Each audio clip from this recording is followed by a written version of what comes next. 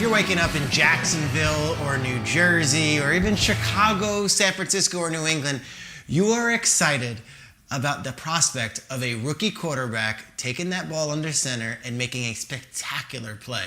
We have been graced with years and years of rookie quarterbacks making incredible plays to give us the hope and optimism that our team is going to be great, not only this year, but for years to come. So in honor of all of the rookie quarterbacks and the hope and the optimism, we are going to break out our top 20 plays from rookie quarterbacks over the last, you know what? Let's get a little bit, let's go top 10 plays from rookie quarterbacks over the last 20 years. And I want to start with a guy who's still under center today, 16 years after being drafted, Big Ben Roethlisberger. Gets in the game against Tom Brady, week 8, and throws a beauty to Plaxico Burress. This was a huge showdown between the Patriots and the Steelers. Rookie Ben Roethlisberger makes the play. The Steelers would blow out the Patriots with a rookie under center. Big Ben showing that arm off. That is number 10. Plax makes the play. It's Big Ben to Plax. Steelers, they roll all the way to the playoffs with Big Ben under center. Who's got number 9? I got you, Strikes. How about a quarterback that doesn't need to throw the football to anybody? Marcus Super Mariota. He goes out there and has a record-breaking day here. He breaks free, fourth quarter, under nine to go, down 4. 87 yards to the house. Tremendous blocking downfield. He was the first quarterback. Dorial Green Beckham sighting. For over 250 passing yards, 100 rushing yards, and 3 touchdown passes. But I'd be remiss if we didn't mention Blake Bortles in this game. Arguably his greatest game of all time. 5 touchdowns, no picks, 134 quarterback rating, yet he comes up short against Super Mario. 3 touchdowns for him as he really takes it to the house. 87 yards. That's deep. It's amazing. Kendall Wright, great block. Yeah, tremendous blocking. That's a long run. Good job, Super Mario. How about his sidekick, Luigi? I've got a rookie in Joe Flacco. Peter, you mentioned a couple of states. You didn't say Delaware, but I'm sure somebody's waking up in Dewey Beach right now, and they're thinking about this. Joe Flacco, this is week 1. Hey! Right? This is his very first start as a rookie, and he rumbles 38 yards for a touchdown against the Bengals. Look, it fakes the handoff. Look at the bootleg. How about the blocking out here in front? Oh, look at that. Big old number 60 getting a block. And then is that Steve Smith down there blocking downfield? Great job by Joe Flacco. Still his longest touchdown run. He has started 191 games. That's still his longest run. And Joe Flacco showing the wheels. Yeah. Love it. Let's jump to 2018. A little Thursday night football action. Anyone? Let's do it, guys. The Browns scoring a touchdown. They cut the Jets' lead to 2. Late in the third quarter, they dial up this beauty. Mwah, chef's kiss, delicious. Direct snap to Duke Johnson, to Jarvis Landry, throws it to Baker Mayfield. It's a 2-point conversion. The crowd goes wild. All of that. The Browns would go on to win in Baker's first career start. I remember the atmosphere being insane. Remember the whole like Bud Light vibe, that whole thing was going on. Joe Thomas was like losing his mind, all fired up. It was absolutely awesome. This was their second win, guys, in over 2 years after going over the year before. Baker, Let's go a few weeks later. Oh, Baker. We're going to go to week 16, and it's another AFC North rookie from that season.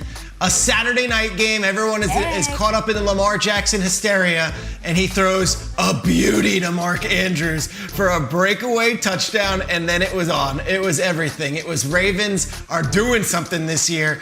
Lamar had been running all over the field. This is when he finally becomes the starter. It's a Saturday night game on NFL Network, and he hits Mark Andrews and shows, I can't just only run, I can throw. It was beautiful. They defeat Phillip Rivers and the Chargers in their building, which of course was in Carson, California, and not the new SoFi Stadium that they are in today. Who's got number 5? Over here, Peter. How about the Colts going 2-14? So what do you get? You get Andrew Luck. I could watch this guy play football on a loop. Scrambles out wide, the typical Andrew Luck shoulder square downfield. They're down 12 with 2:48 to go. It's a 42-yard touchdown, and then they get the football back. Here's 4th down with 4 seconds to go. And watch Andrew Luck complete, and he wants to come down and make a block, I think, to make sure that Avery gets into the end zone. He threw 54 passes in this game, and still the record holder for passing yards as a rookie, 4,374 yards. That was one of 7 come-from-behind victories for Andrew Luck in his rookie season. I'm going to say it. I wish he was still playing football, Sean. I'm just going to throw it out there. I miss Andrew Luck. Me too. I miss him. Yeah, I think we all do. I think we all miss the Twitter handle too. General Andrew Luck, I believe it was. He had some I don't miss that. great words of wisdom. All right, number 4, and I'm not talking about how many the AFC North has in this category, but they are winning if you keep a score. How about Dak Prescott? Stepping in for Tony Romo, hurts his back in the preseason. All he does is go into Lambeau Field and drops this dime in the back of the end zone to Bryce Butler. Look at this throw, and look at the catch. I mean, he catches the back half of the football right there. Look at his hands. Look at the football. I mean, that's catching the back tip of it with your fingertips. Phenomenal throw, Dak Prescott. I mean, the Cowboys were 4-1 coming into this game. They ended up spanking the Packers 30-16. They would go on to lead the Cowboys, Dak would, to the number 1 seed in the NFC that year, only to get bounced from the playoffs by Aaron Rodgers and the Green Bay Packers. All right, let's go to number 3. We are going to 2012, gentlemen. Come with me, Seahawks, Patriots. Seahawks trailing by 6, a minute to go. Russell Wilson, oh my gosh, this is so insane. He fakes to Marshawn. This is a perfect deep ball to Sidney Rice. It is a 46-yard touchdown to absolutely stun the Patriots. We see this throw from Russell a lot. Clutch factor, pretty deep ball. And this is like, I think, Shrakes, tell me if I'm wrong, when we realized, oh yeah, Russell Wilson, this is the real deal. And I feel like we remember this game for the you mad bro, Richard Sherman, Tom Brady kind of stuff, but this play was insane. I forgot about it until this morning. It was such a great game and such a coming out party for the Legion of Boom, but also for Russell Wilson. And then, of course, they would meet in a Super Bowl so many years later. The NFL history is amazing. Let's go to number 2, a quarterback who's about to rewrite a chapter in his history. Matthew Stafford and the Browns. This is here with 4th quarter, 8 seconds left. Stafford's like, all right, let's get a desperation heave here. He just throws, trying to get open. Come on. And it's going to be intercepted by the Browns. Looks like it's going to be a game. It's 37-31, Browns win. But wait, there's flags on the play. No, Brodney Poole intercepted it, but guys, it was pass interference. There's only a problem. Stafford separated his shoulder on the pass. Stafford, dude, what are we gonna do here? Comes out of the game, and then Stafford says, I want back in the game with a separated shoulder. Throws the game-winning pass, hits Brandon Pettigrew for the game winner. Stafford on a separated shoulder.